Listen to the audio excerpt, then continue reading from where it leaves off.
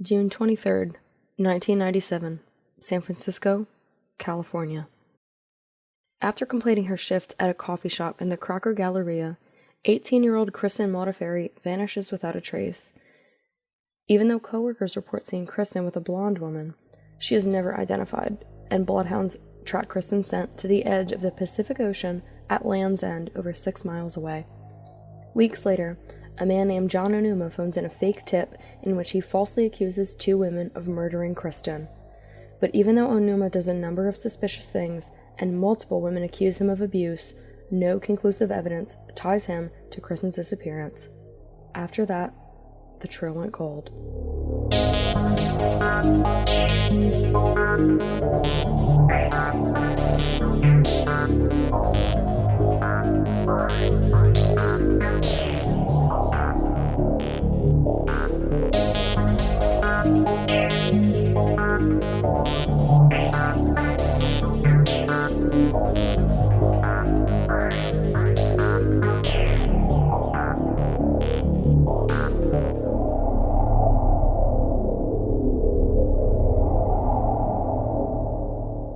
Hello everyone, and welcome to our latest episode of The Trail Went Cold. I'm your host Robin Warder, and today we're going to be covering an unsolved case involving a missing university student, the 1997 disappearance of Kristen Modafferi.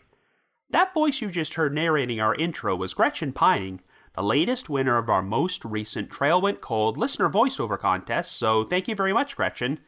This is a recurring monthly contest which we've been holding for over 4 years now, so if you'd like to enter and haven't already done so, I will be providing instructions near the end of this episode. When Gretchen originally entered this contest about 3.5 years ago, the one case she requested I cover was the 1996 disappearance of California Polytechnic State University student Kristen Smart, but as you probably heard, an arrest was finally made in that case last year, and the trial is set to take place sometime within the next few months.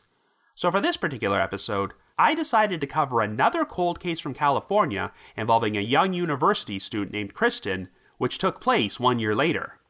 At the time, Kristen Modafferi was a student at North Carolina State University, but decided to relocate to the San Francisco Bay Area for the summer to take some classes at the University of California, Berkeley. She got herself a job at a mall coffee shop, but went missing after leaving at the end of her shift one afternoon, though some of Kristen's co-workers would report seeing her in the company of an unidentified blonde woman. The case would take an unexpected turn weeks later when a man named Jon Onuma phoned in an anonymous tip, falsely implicating 2 women in Kristen's disappearance.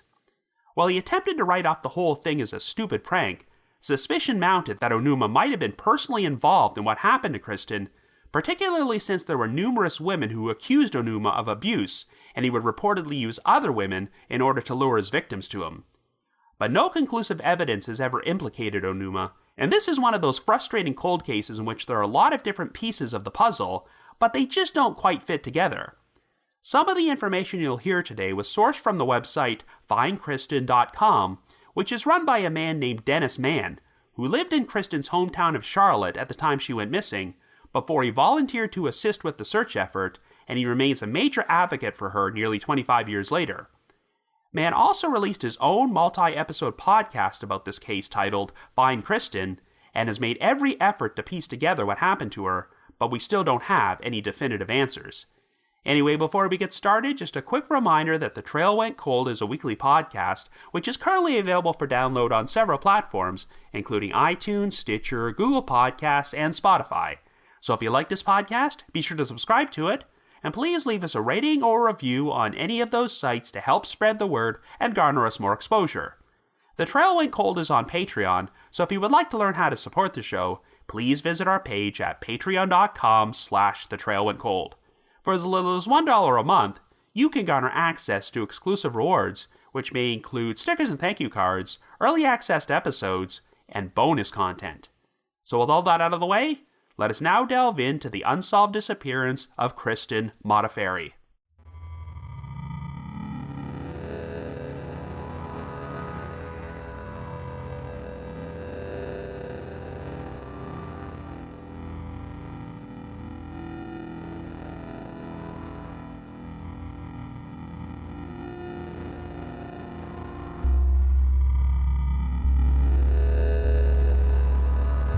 Our story begins in California in 1997, and our central figure is 18-year-old Kristen Modafferi.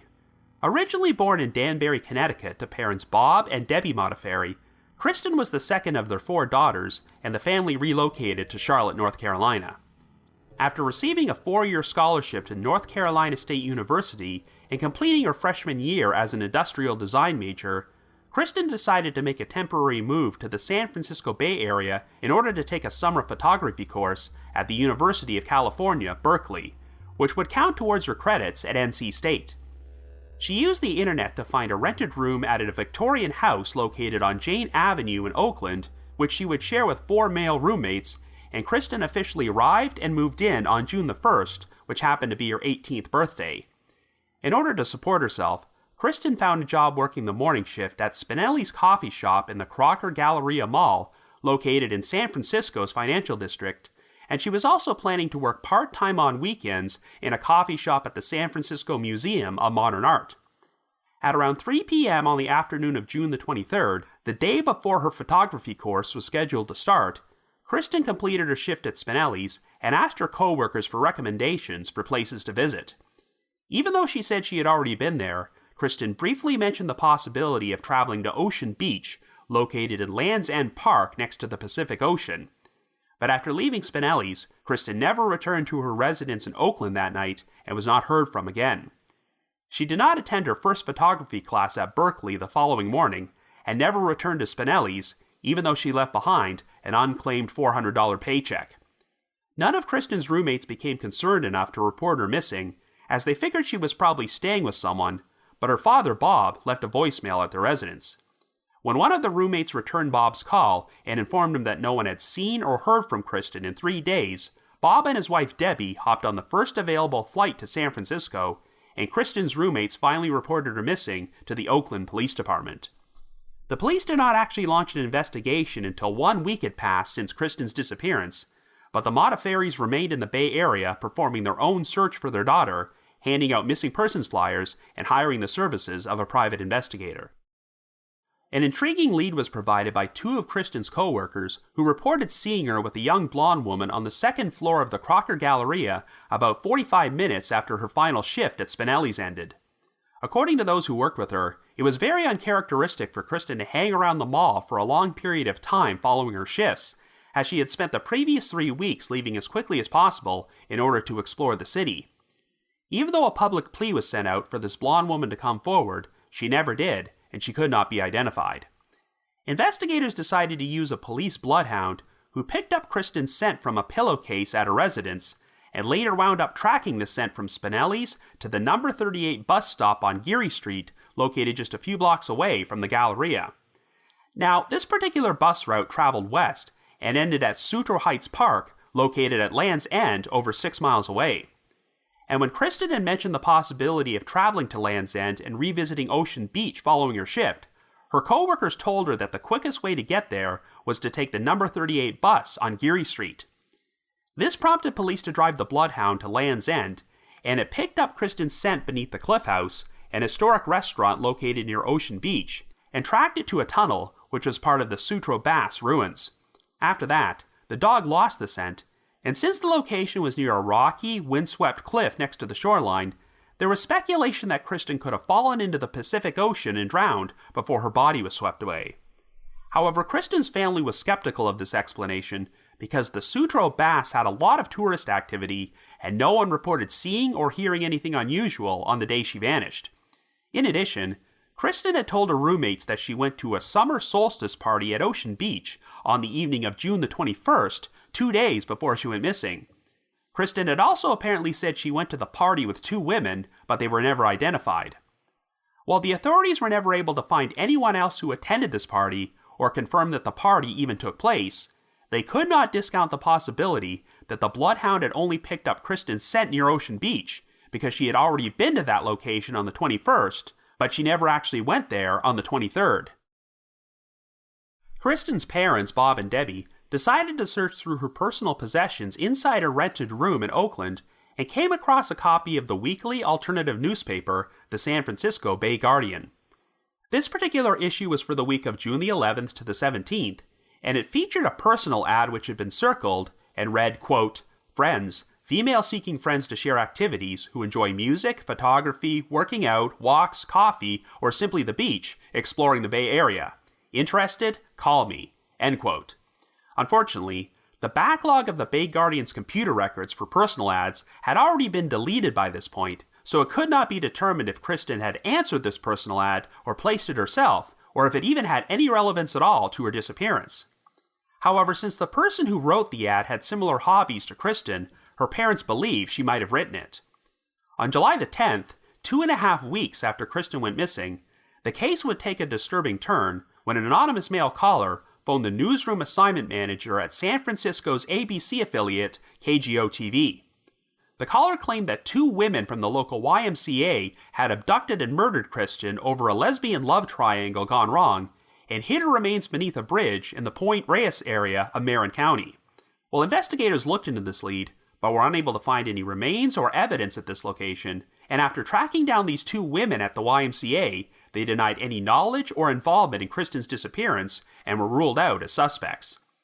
But when asked if they knew anyone who held a grudge against them and might have been compelled to falsely implicate them in a murder, they both named a 36-year-old man named Jon Onuma, who lived about a mile away from the Crocker Galleria.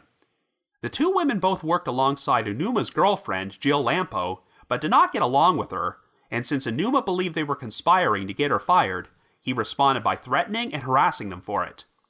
When investigators questioned Onuma, he initially denied being the anonymous caller, but eventually admitted that he did phone in the tip because he was intentionally trying to cause problems for the 2 women as revenge. He decided to falsely accuse them of murder after hearing about Kristen Modafferi's disappearance in the media, but maintained that he had no prior knowledge of the case. In spite of Onuma's suspicious actions, there was no evidence to implicate him, and he eventually left San Francisco. However, in May of 1999, Kristen's case was featured on America's Most Wanted, and it was announced that authorities wanted to locate Jon Onuma for further questioning. During the preceding 2 years, a number of women had come forward to accuse Onuma of abusing them or stealing their money, and 3 of these women agreed to be interviewed on the America's Most Wanted episode.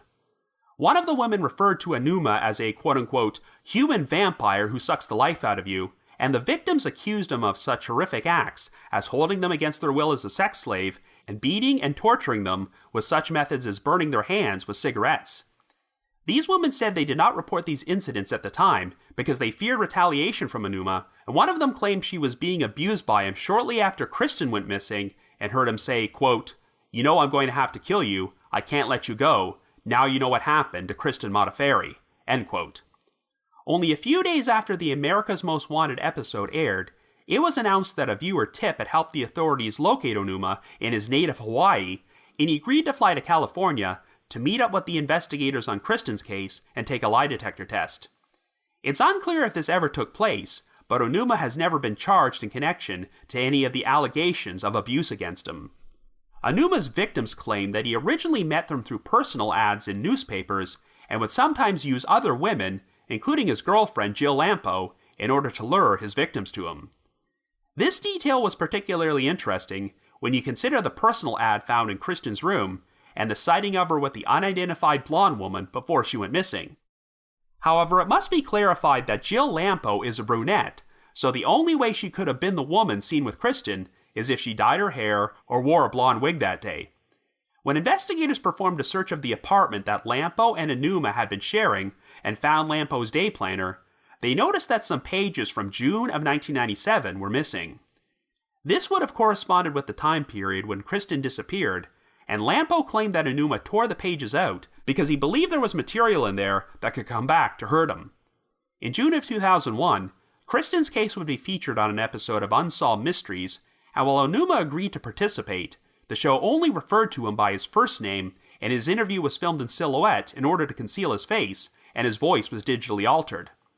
Onuma denied any involvement in Kristen's disappearance and acknowledged that he made a big mistake by phoning in a fake tip before apologizing to the Modafferi family.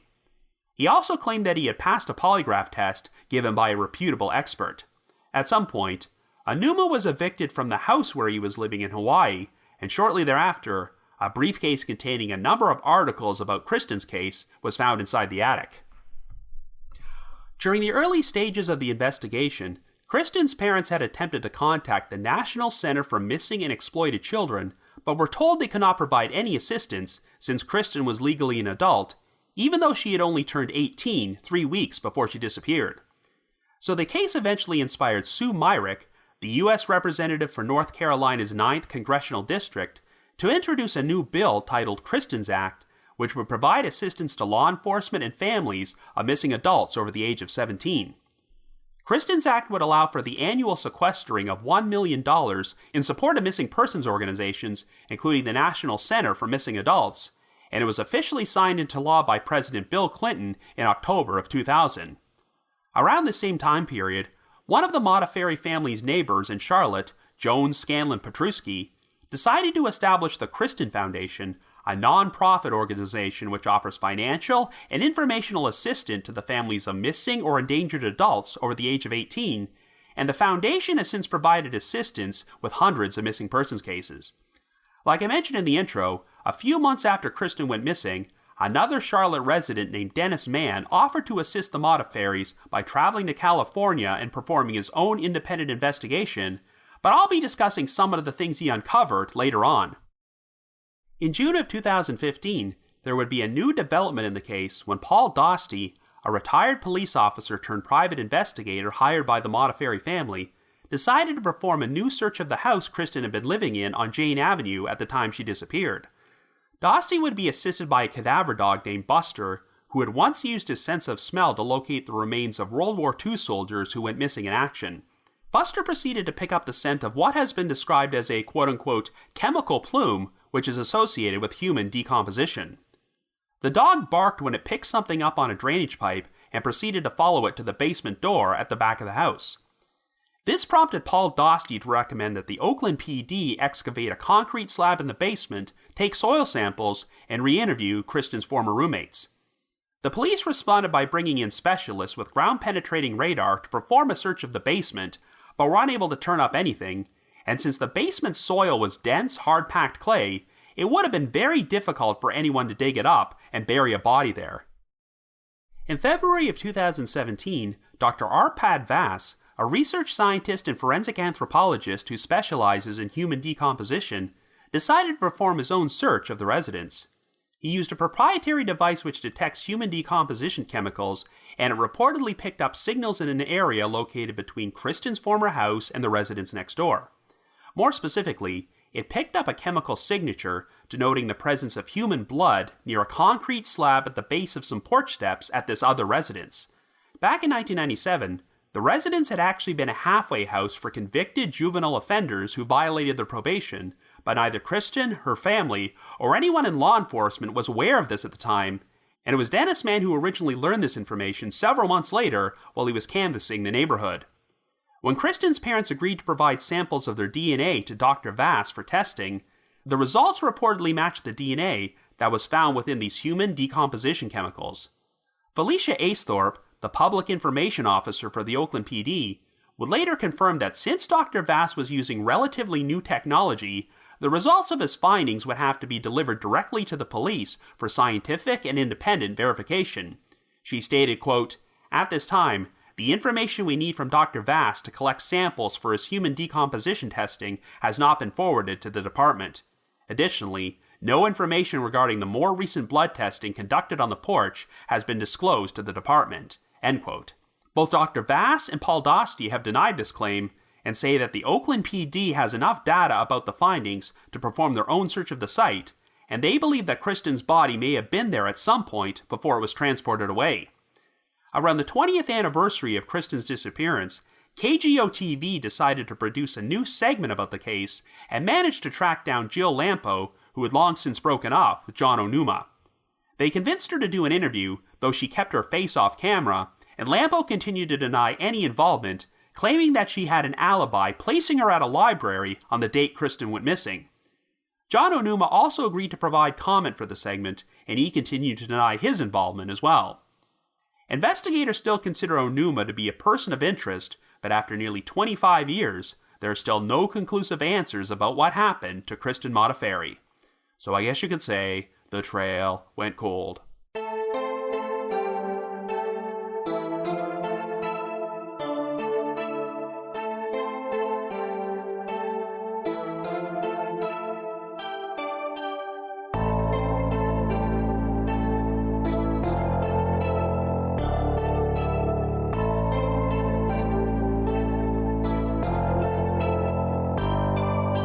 So Kristen Modafferi's disappearance is a particularly frustrating one because there are a number of intriguing leads to work with, though there are times when they almost seem to contradict one another. For instance, even though we have police bloodhounds tracking Kristen's scent to the shoreline of the Pacific Ocean in San Francisco, we have a cadaver dog who has detected the scent of human decomposition at the house she was staying at in Oakland, which is several miles in the opposite direction. We have a promising person of interest named Jon Onuma, who lived only a mile away from Kristen's workplace and has done a number of suspicious and terrible things, yet no direct evidence has ever been found to prove that he even met Kristen, let alone caused her disappearance. We also have Onuma's former girlfriend, Jill Lampo, who allegedly helped lure other women to Onuma for him to abuse, yet the last reported sighting of Kristen places her with an unidentified blonde woman who does not seem to match Lampo's description. So how do all the pieces of this puzzle fit together? Who is this blonde woman, and how does she fit into things? Did Kristen actually travel to the shoreline of the Pacific Ocean? If something happened to Kristen there, why is there evidence of a possible crime scene at the house in Oakland? If Jon Onuma harmed Kristen, why would he take her body to that house, especially since he lived in downtown San Francisco? No matter which way you look at it, some of these leads have to be false, but what actually did happen to Kristen? Could her disappearance have been caused by an angle which we haven't even explored yet? When it comes to Kristen Modafferi as a person, it doesn't sound like anyone had a bad thing to say about her, as she was an incredibly bright young woman who excelled in school, which is why she graduated a year earlier than normal and got a 4-year scholarship at North Carolina State University. She also had no history of ever causing any trouble for her parents, which would probably explain why they allowed her to spend the summer alone in the San Francisco Bay Area, even though she was just barely 18. In other words, she had done an awful lot to earn that trust. I also think it says something about Kristen's personality that when she applied for a position at Spinelli's coffee shop, the manager found her to be so likable and enthusiastic that she immediately offered her a job, even though they were not even hiring at that time. Kristen was technically only in the Bay Area for 3 weeks before she vanished, but it sounds like her daily routine was working the 7 a.m. to 3 p.m. shift at Spinelli's and spending the rest of the day exploring San Francisco before returning to the house in Oakland later that night. The day Kristen went missing was pretty much her last day of freedom before her classes at Berkeley started, so it sounds like she wanted to have one last adventure after her shift ended, but something happened. Okay, before I start breaking down the known facts of the case, I want to talk about another odd lead which I haven't even shared yet. Believe it or not, one person who has been looked at as a potential suspect in Kristen's disappearance is notorious convicted murderer Robert Durst.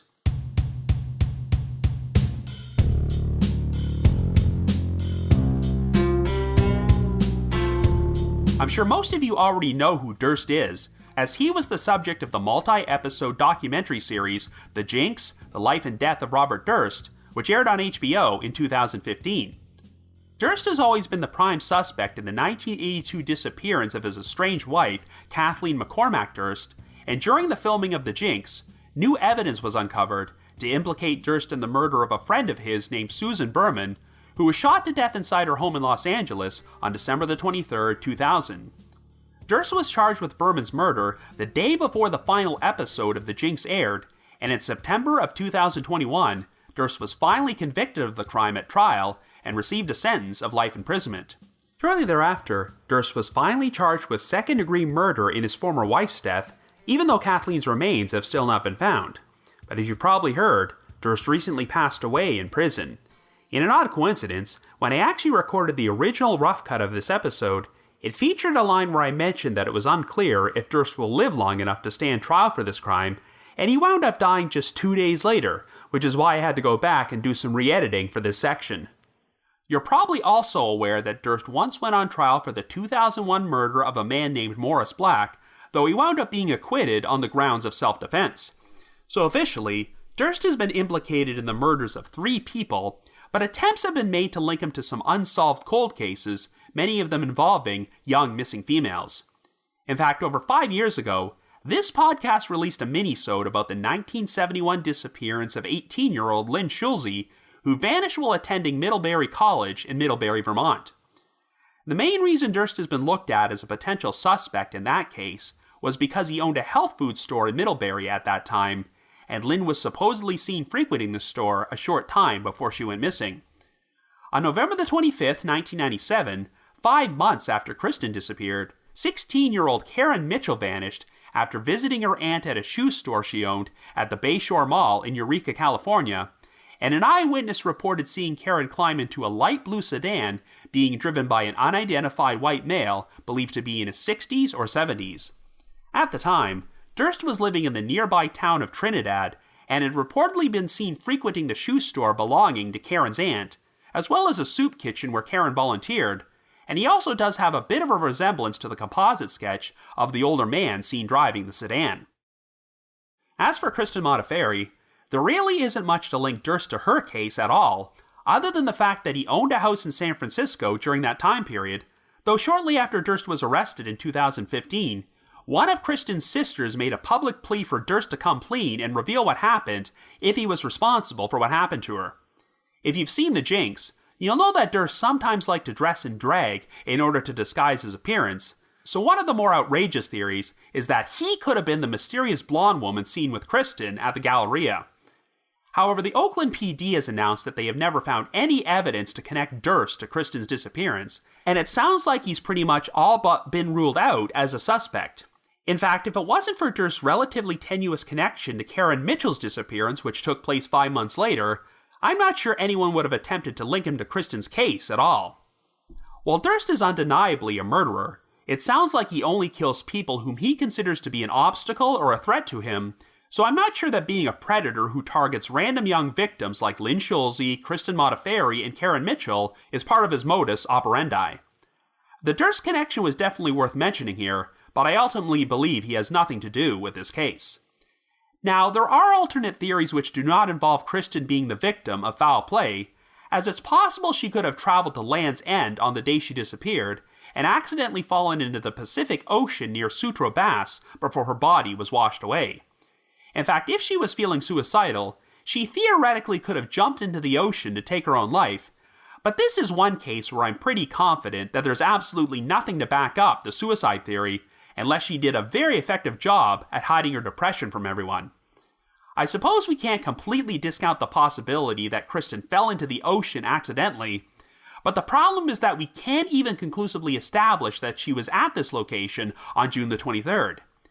Even though the bloodhound detected her scent there, Kristen had mentioned attending a summer solstice party at Ocean Beach 2 days earlier on June the 21st. Yes, it was also never established that Kristen attended this party, but this could provide an alternate explanation for her scent being picked up in that area, as bloodhounds are not going to be able to pinpoint the exact date a scent was left there.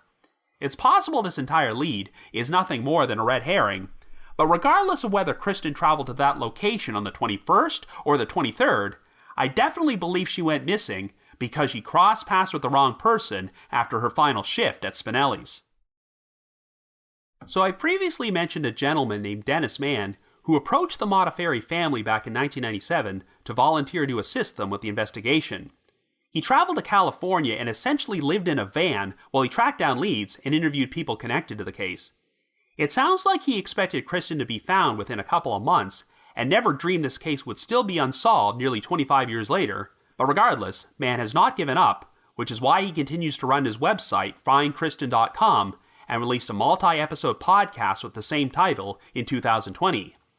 Throughout his investigation, Mann was able to dig up some interesting new information about Jon Onuma and Jill Lampo, and while there's still no direct evidence that they had any involvement in Kristen's disappearance, there is good reason to believe that at the very least, they might know more than they're letting on. Now, regardless of whether or not he's guilty of harming Kristen, it seems indisputable that Jon Onuma is a pretty terrible human being because he seriously hampered the investigation by phoning in a false tip to implicate 2 innocent women, and if even a fraction of the allegations about him abusing other women and conning them out of money are true, then he's damn lucky that he's not in prison for something. These women who have accused Onuma of abuse claim that he would use other women in order to lure them to him, and with the evidence we have, it's easy to imagine a similar scenario happening to Kristen. A newspaper containing a circled personal ad was found in Kristen's room, in which the writer was seeking a female companion for a number of the same hobbies that Kristen liked, so it's possible that Onuma placed the ad and she answered it. But since Kristen was living inside a house with only male roommates, perhaps she was looking for female friends and placed the ad herself. In fact, she did tell her roommates that she went to the summer solstice party at Ocean Beach on June the 21st with 2 women, but they were never identified. Whatever the case, it's reasonable to assume that Kristen might have met the unidentified blonde woman seen with her at the Galleria through the personal ad.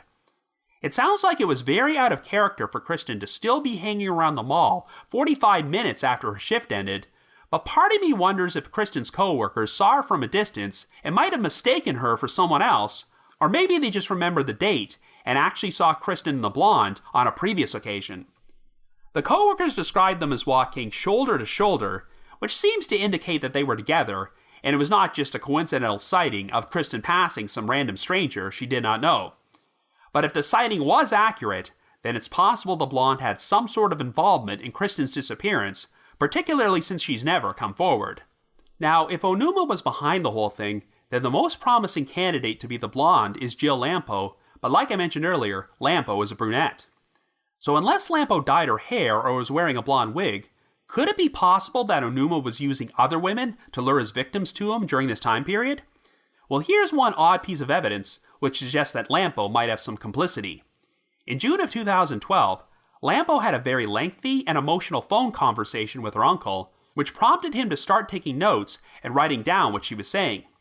At one point, Lampo supposedly shared a story about having once dated a controlling man in San Francisco who convinced her to, quote-unquote, assist in an unspeakable kidnap and murder. Well, these notes eventually made their way into the hands of Dennis Mann, and you can see a photograph of them at the Find Kristen website. These notes were turned over to the Oakland PD, but it doesn't sound like this lead has gone anywhere, as Lampo did not provide any specific details about this quote-unquote kidnap and murder, and even though it's reasonable to assume that this quote-unquote controlling man in San Francisco was Jon Onuma, she never actually referred to him by name. Lampo did agree to be interviewed during that KGO TV segment 5 years later, where she claimed that she was at the library on the day Kristen disappeared, and even held up her library card for the camera, though I'm not entirely sure how this is supposed to prove she was there on June the 23rd, 1997. However, when asked about the false tip that Onuma phoned in during that time period, Lampo did not hesitate to express her suspicions about him, stating, quote, "To me, that would imply guilt. If you're going to call and draw attention to yourself, that implies you want attention for some reason," end quote. But before we talk any more about Jill Lampo or Jon Onuma, we have to discuss another possible angle in this case, and that's the possibility that Kristen was harmed by one or more of the 4 male roommates she was living with in Oakland. Their living situation was a bit unusual, as the house was going through foreclosure and the landlord had stopped paying the mortgage. However, the foreclosure process usually takes several months, so Kristen and the other roommates could still keep living in the house, as the actual eviction was not actually scheduled to take place until the end of the summer, by which time Kristen would have moved out and returned to North Carolina to continue her sophomore year at NC State. I know that one of these roommates recently broke up with a girlfriend who had moved out of the house to travel to France, which is why a spare room became available for Kristen to rent.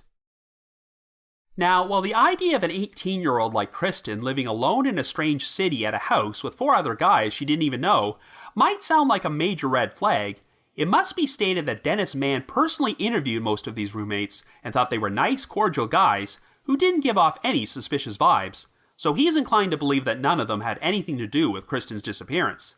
Yes, it might seem odd that they waited 3 days without reporting Kristen missing, and did not take the initiative to call the police until after they spoke with her father, but the fact of the matter is that she had only been there for 3 weeks, and it's not like any of them had a very close relationship with her. The roommates were going in and out of the house all the time and had different schedules, and Kristen's routine was pretty much waking up early to work the morning shift at Spinelli's, exploring San Francisco after her shift ended, and then returning home late at night. They never saw Kristen all that much to begin with, so this probably explains why they didn't become alarmed when she never returned home on the evening of June the 23rd. Under normal circumstances, there really wouldn't be much reason to suspect these roommates of any involvement, but we can't ignore that Buster the cadaver dog detected the scent of human decomposition at the house 2 decades later, and a chemical signature denoting the presence of human blood was found near the location. Now, I must admit that I'm pretty confused about the whole DNA testing process, as DNA samples provided by Kristen's parents supposedly matched the DNA within some decomposition chemicals found at the scene. This seemed to indicate that Kristen's blood had been there 20 years earlier, but the issue is that the proprietary device Dr. Arpad Vass used to make these findings was so new that it was still under patent review at that time, so he couldn't provide much of an explanation of how this device worked. The details are pretty murky, but I get the impression that the Oakland PD may not believe these findings are credible enough to prove that foul play took place there, which is why they've never attempted to perform any additional searches.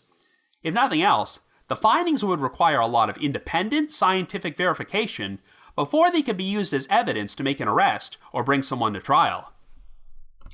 But let's just say these findings are credible. Even if Buster the cadaver dog was accurate, and some sort of human decomposition did take place at that location, let's not forget that Buster once detected the remains of buried soldiers who were killed during World War II. Human decomposition chemicals can remain in soil for centuries, so for all we know, Buster could have detected a scent from a body which had once decomposed on that spot hundreds of years ago, and his reaction may not have anything to do with Kristen's case. And the chemical signature denoting the presence of blood was not found inside Kristen's former house, but rather at the base of the porch steps for the residence next door, which had been a halfway house for juvenile offenders who violated their probation back in 1997. This might imply that Kristen could have crossed paths with one of the offenders from that residence, and they did something to her near the porch steps before moving her body, but from what I can tell, this place mostly housed juvenile drug offenders rather than violent hardcore criminals. The problem with these findings is that we have no eyewitnesses or any evidence that could confirm that Kristen returned to this location at any point after she left Spinelli's on June the 23rd.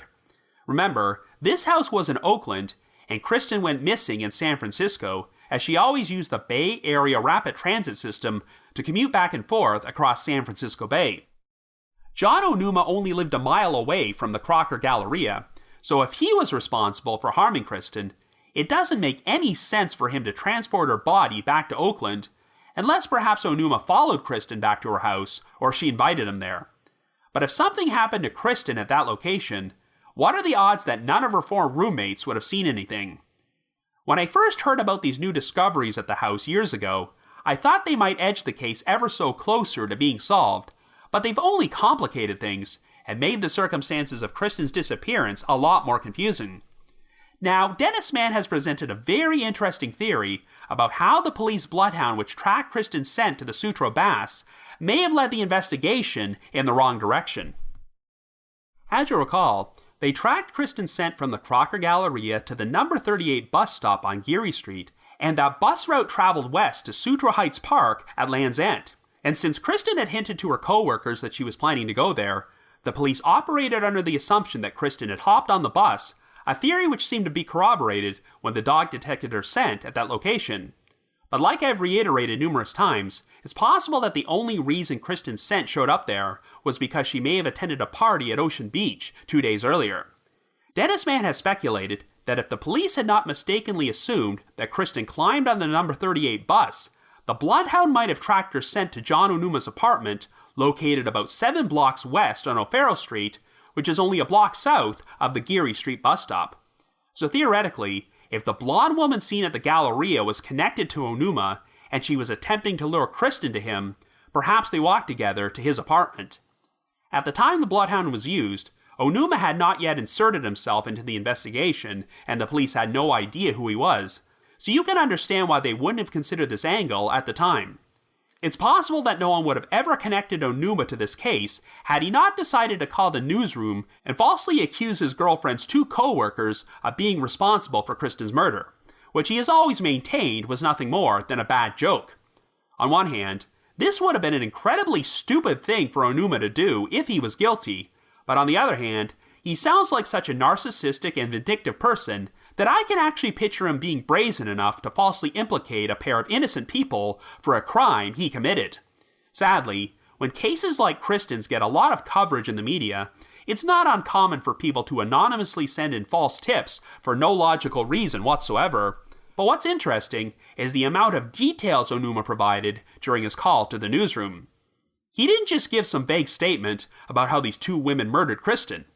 He specifically said that they killed her in the backseat of a car on Market Street near Castro Street before they drove north over the Golden Gate Bridge to the Point Reyes Forest area and hid her body beneath a wooden bridge.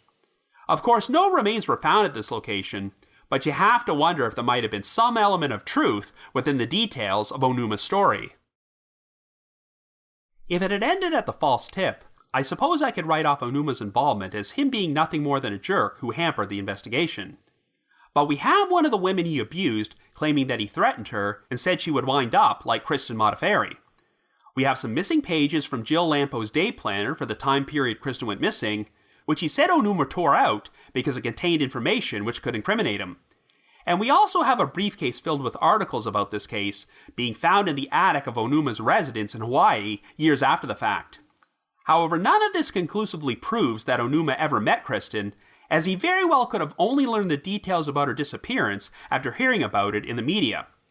During the course of his investigation, Dennis Mann did manage to dig up a link between Kristen and Onuma, and while it's a very tenuous one, it did lead to a very odd situation.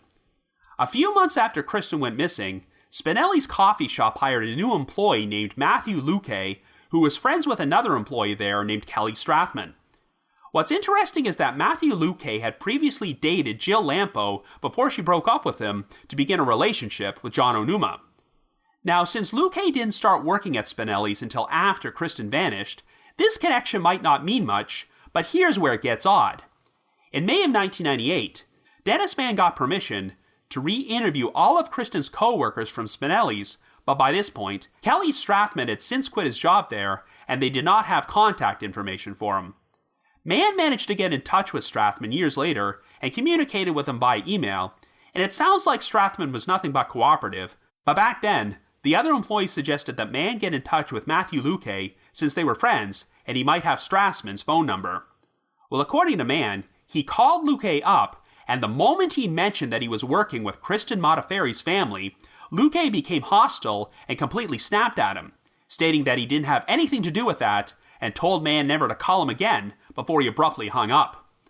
This struck Mann as very odd because he didn't even phone Luque to question him about Kristen, as he only wanted to ask if he had Kelly Strathman's phone number. Furthermore, Mann claimed that he didn't even finish saying Kristen Modafferi's entire name before Luque snapped at him, but it was very clear that Luque just did not want to talk about the case, even though he had no apparent connection to it. Were it not for Luque's extreme overreaction, I would have no reason to believe that he had any knowledge or involvement in Kristen's disappearance, but what could have prompted him to act this way? I mean, for all we know, Luque could have just been having a bad day and was in a lousy mood when Mann phoned him up. I can understand him not wanting to talk about Jill Lampo or Jon Onuma, since Lampo technically dumped him for Onuma, but Mann didn't even get the opportunity to mention their names before Luque went on his angry rant. This whole situation is kind of a 6 degrees of separation thing, because we can be certain that Kristen knew Kelly Strathman, who was one of Luque's friends, but even though Luque technically took Kristen's job after she disappeared, there's no evidence that Kristen ever met Luque, who is 1 degree of separation away from Lampo and Onuma. So I hope you can understand what I mean when I say that there are a lot of pieces in this jigsaw puzzle, but they just don't quite fit together. Even though everyone had nothing but glowing things to say about Kristen, one of her roommates from the house in Oakland made this interesting statement when he was interviewed on Unsolved Mysteries. Quote, "She wanted to come to the big city and find some excitement, but it seemed to be coupled with a naivete, not a real understanding of how the big city worked." End quote.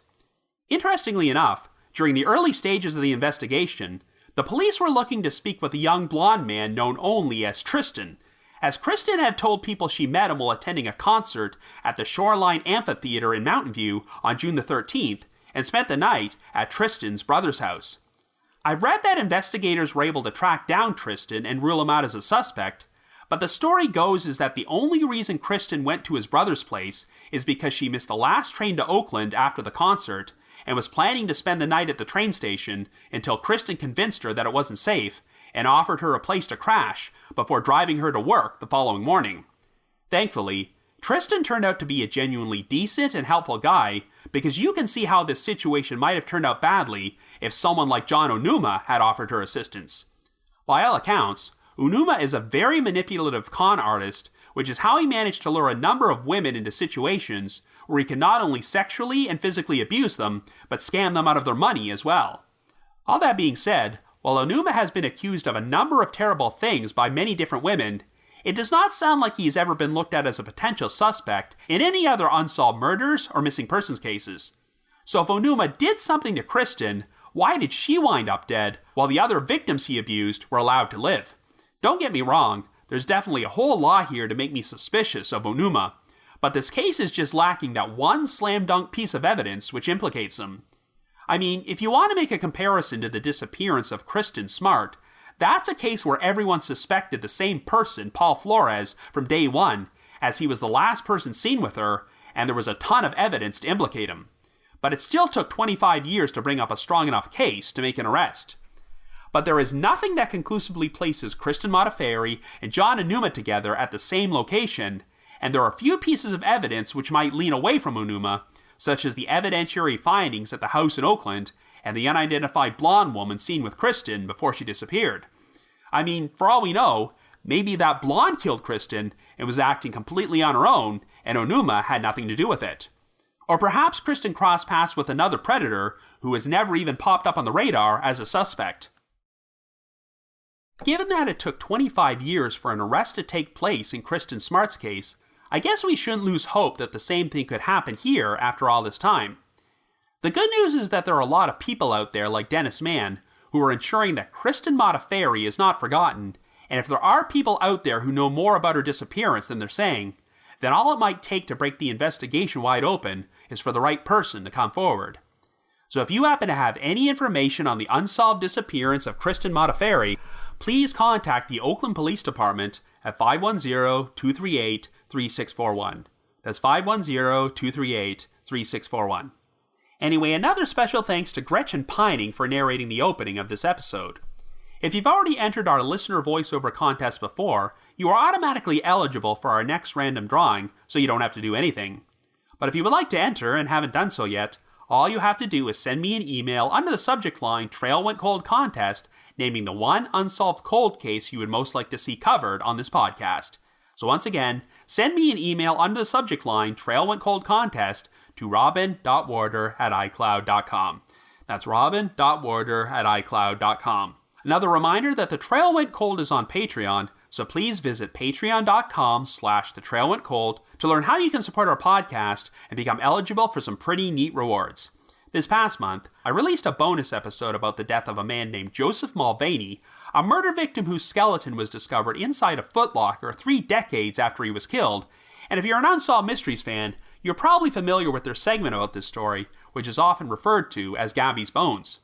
I'm also going to be dropping the occasional exclusive bonus Patreon episode from my spin-off podcast, The Path Went Chilly, and we recently released an episode in which myself and my co-hosts, Jules and Ashley, discussed another case from Unsolved Mysteries, the 1982 murder of Herman Gilbert.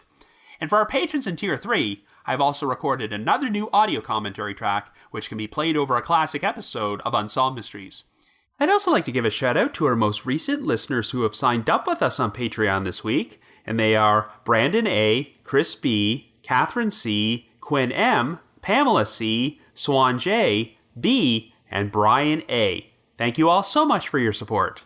In addition, I wanted to provide another reminder that I hold live streaming sessions on a platform called Get Vocal. Every Thursday night from 7 until 8 p.m. Eastern Time, I host what is essentially an after show for each week's podcast episode, where I have an interactive discussion about the featured case from said episode and answer questions and address comments from listeners. I always include a link to these sessions in our show notes, so be sure to check there for more information or visit getvocal.com. That's GETVOKL.com. I just wanted to give another shout out to my supporters at the Unsolved Mysteries message board at the Sitcoms Online forum and the Unresolved Mysteries subreddit. I need to provide a big thanks to McGill Foote, who edits and assembles this podcast together for me, and Vince Nitro, who composes the ear music you hear on every episode. If you haven't already, you can like us on Facebook, follow us on Twitter, or leave us a rating or review on Apple Podcasts, Stitcher, Google Podcasts, or Spotify. So have yourself a good week and join us next Wednesday for another brand new episode of The Trail Went Cold.